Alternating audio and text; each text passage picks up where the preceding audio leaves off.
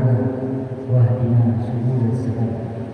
أشهد أن لا إله إلا الله وحده لا شريك له وأشهد أن محمدا عبده ورسوله لا نبي بعده. أما بعد فيا أيها المهاجرون والمهاجرات أوصيكم وإياي بتقوى الله فقد فاز المتقون.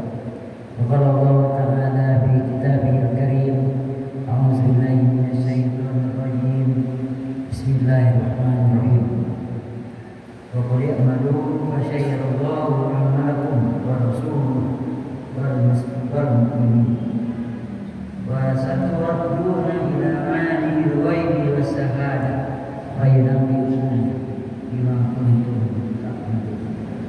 صدق الله العظيم وصدق رسوله النبي الكريم ونحن على ذلك من الشاهدين والشاكرين والحمد لله رب العالمين. Bapak-bapak, ibu-ibu, saudara sidang jamaah asal rahimahullah, mari kita kembali mengucapkan puji syukur kepada Allah Subhanahu wa taala karena sampai dengan detik ini masih diberikan kepada kita nikmat, baik nikmat sehat, nikmat sempat, dan terutama nikmat iman, sehingga masih bisa melaksanakan salat asar di masjid yang kita cintai ini. Salam salam juga tidak lupa kita kirimkan kepada arwah kita Nabi Muhammad sallallahu alaihi wasallam. Allahumma shalli ala Muhammad wa ala alihi. Sebagai judul ceramah kita pada waktu asar yang pendek ini adalah prinsip kerja dalam Islam. Sebagaimana yang dibacakan tadi di awal dalam surat At-Taubah ayat 105, Allah menyatakan bahwa wa qul i'malu fasayarallah, maka beramallah kamu, niscaya Allah akan menyaksikan apa-apa yang telah kamu lakukan, dan Rasulnya juga menyaksikan serta orang-orang mukmin lainnya. Jadi di sini Allah tegaskan kepada kita hanyalah bekerja karena Allah, untuk Allah, dan semata-mata hanya karena Allah, bukan karena siapa-siapa, bukan karena orang tua, bukan karena mertua, bukan karena atasan, bukan karena siapa-siapa, tetapi hanyalah karena Allah Subhanahu wa taala. Karena Allah lah yang berhak untuk memberikan penilaian, memberikan pahala atau balasan kepada kita atas apa yang telah kita perbuat di muka bumi. Maka di dalam waktu yang singkat ini kita melihat ada beberapa etika atau adab-adab dalam bekerja yang sesuai dengan nilai-nilai Islam. Yang pertama adalah ikhlas. Jadi etika atau adab yang pertama itu adalah ikhlas. Kenapa ikhlas? Karena inna likulli imrin ma nawa. Apapun yang kita perbuat, apapun yang kita lakukan, itu tergantung kepada niatnya. Kalau niatnya kepada Allah, niscaya Allah akan menerimanya.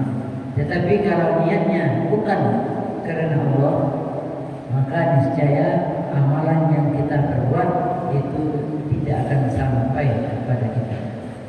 Karena ada kisah diriwayatkan seorang sahabat Rasul, dia rajin ibadah, rajin puasa, rajin melaksanakan semua perintah Allah, tetapi ketika dia mau meninggal dunia, sahabat berkata kepada Rasulullah, "Ya Rasulullah, inikah orang yang akan masuk surga?" Karena dilihat dari kesehariannya, dia rajin ibadah, rajin puasa, dan semuanya itu dia lakukan tanpa ada yang tinggal satu pun. Tetapi Rasulullah menjawab, apa kata Rasulullah? Dia bukanlah ahli surga, bukanlah termasuk makhluk. Kenapa? Ternyata ketika dia mau wafat itu ditanya kepadanya, kenapa engkau tidak dijamin atau tidak ada namanya dalam daftar orang-orang yang masuk ke dalam surga? Ternyata dia mengakui dengan jujur bahwasanya dia dia beribadah, berbuat dan beramal bukan karena Allah. Dia berbuat dan beramal itu karena yang lain, sehingga pahalanya tidak sampai kepada Allah, maka amalnya dan perbuatannya itu sia-sia di hadapan Allah Subhanahu wa taala. Itu makanya Bapak Ibu jamaah semua yang perlu kita perhatikan niat kita. Hendaklah kita luruskan niat kita hanya kepada Allah Subhanahu wa taala. Itu diriwayatkan oleh Bukhari dan Muslim. Kemudian yang kedua, adab bekerja yang kedua adalah jujur. Tidak ada perangai yang paling tidak disukai Rasulullah seperti dusta. Jadi dusta yang paling dibenci, yang paling disenangi adalah jujur.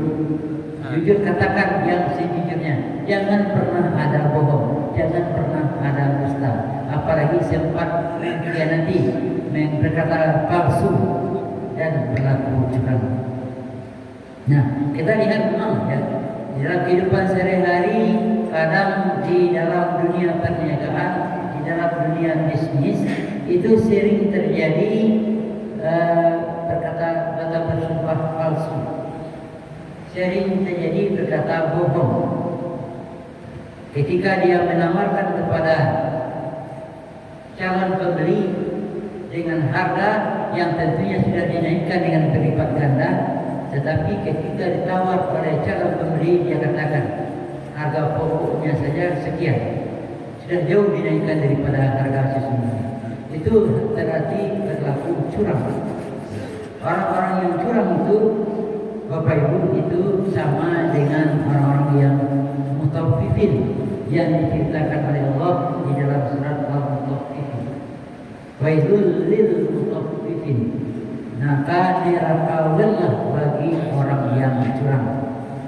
Orang yang curang yang bagaimana? Alladzina idza qalu aw wazanu yaksirun. Kalau ingin membeli barang, kecilnya kepada penjual, apa ceda, berece, kedua c, para gece. Akhirnya lah banyak dapat. Kalau ingin membeli, tetapi ketika dia ingin menjual, yang seharusnya 1 kilo itu adalah 110 ons ya, tetapi ternyata menjadi 9 ons atau menjadi 8,5 ons. Maka orang-orang seperti itu termasuk orang-orang yang curang atau orang-orang yang tidak jujur.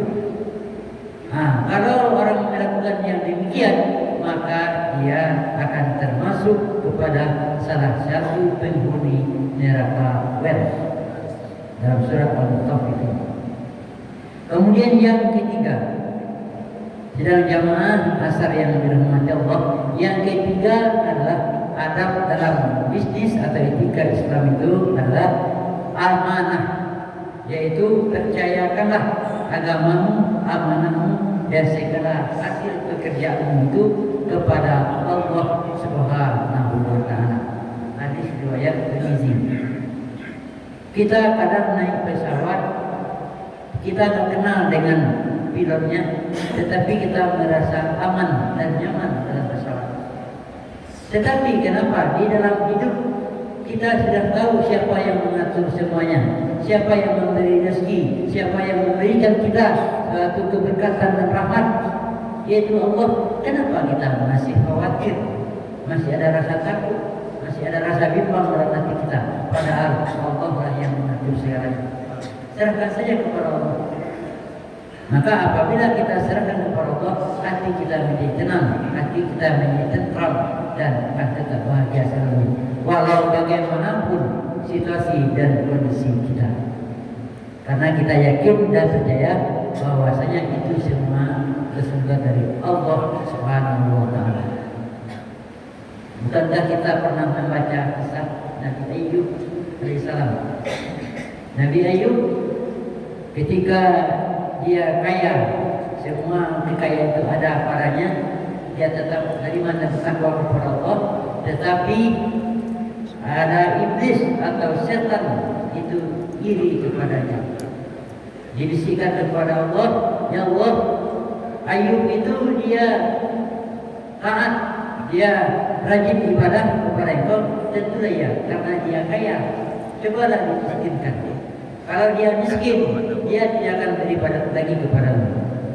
Tapi ternyata apa? Ketika Allah mencabut hartanya, Nabi Ayub menjadi miskin, tetap beribadah kepada Allah.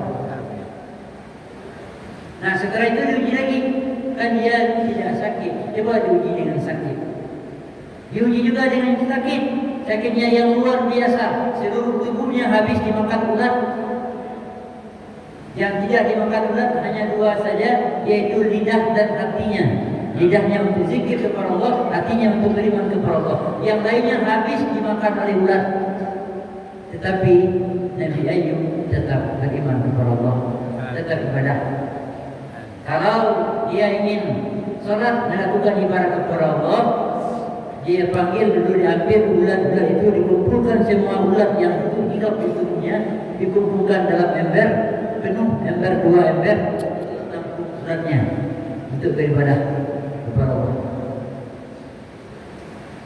Tetap beribadah karena dia yakin itu adalah dari Allah Subhanahu wa taala. Setelah ibadah, setelah selesai dia lakukan ibadah kepada Allah, apakah dia tinggalkan ulat itu? Dia tidak. Bahkan diambil lagi ulat itu, diletakkan di tempat semula. Nah, makanlah lagi ulat itu. Begitu dia sampai 3 tahun lebih diuji Allah. Jangankan manusia yang biasa, istrinya pun juga sudah mulai mau meninggalkannya. Tetapi karena dia tetap memegang teguh amanah yang diberikan Allah, maka ujian itu bisa dilalui. Siang jamaah asar rahimahullah. Yang keempat, adab dalam bisnis itu adalah persaudaraan. Kita dalam berbisnis itu adalah seperti sebagai seorang saudara. Karena kalau seorang mukmin menganggap orang lain saudara, itu dia seperti sebuah tubuh. Sakit dan dia mengobati. Sakit tangan kanan, tangan kiri yang langsung memberi. Sakit dari kanan, tangan kanan juga yang mengobati. Sakit tangan kiri, yang tangan kanan yang mengobati. Perumpamaan orang bersaudara. Tidak ada saling iri, tidak ada saling benci, saling hasad. Karena iri hati, hasad dan dengki itu juga setan yang membisikkan kepada kita. Hasad lah, iri lah, dengki lah. Oh inyo saya dapat rezeki, awak tidak. Apa tiba rezeki, tiba di orangnya tadi, tiba di awak makamnya tadi. Nah orang yang seperti itu dia termasuk orang-orang yang suka berkeluh kesah. Orang-orang yang suka berkeluh kesah itu adalah yang sangat dibenci oleh Allah Subhanahu wa taala. Kemudian yang kelima yang di dalam bisnis yang perlu kita perhatikan adalah bersifat adil. Kalau seandainya Allah ingin meletakkan sesuatu atau suatu kekayaan atau harta, sudah pasti diberikan kepada orang yang arif dan bijaksana. Karena bagi orang itu ia akan bisa berbuat adil, akan mampu berbuat meletakkan sesuatu pada tempatnya, tidak sembarangan. Nah, begitu juga kita dalam bisnis, kita harus adil. Yang baik katakan baik, yang buruk katakan buruk. Jangan malah sebaliknya. Ini barang sudah buruk, dinyatakan masih baik. Ini baru dibeli, padahal sudah buruk barangnya. Nah, hal itu berarti sudah mencurangi saudara kita, sudah merusak atau tidak mengakui kebajikan saudara kita. Akibatnya kita akan mengalami dosa. Nah, kalau begitu kita nanti di akhirat akan termasuk orang-orang yang merugi dan orang-orang yang berdosa. Padahal kita setiap hari, setiap saat berharap kita tidak ingin menjadi orang yang berdosa, kita ingin menjadi orang yang berpahala dan nanti bisa terkumpul bersama Rasulullah di surganya nanti. Amin. Ya Rabbal Alamin. Demikian ceramah kita yang dapat kita sampaikan pada hari ini. Nasallallahu minallahi wa barakatuh wa mubashshiril mu'minin. Assalamualaikum warahmatullahi wabarakatuh. Waalaikumsalam.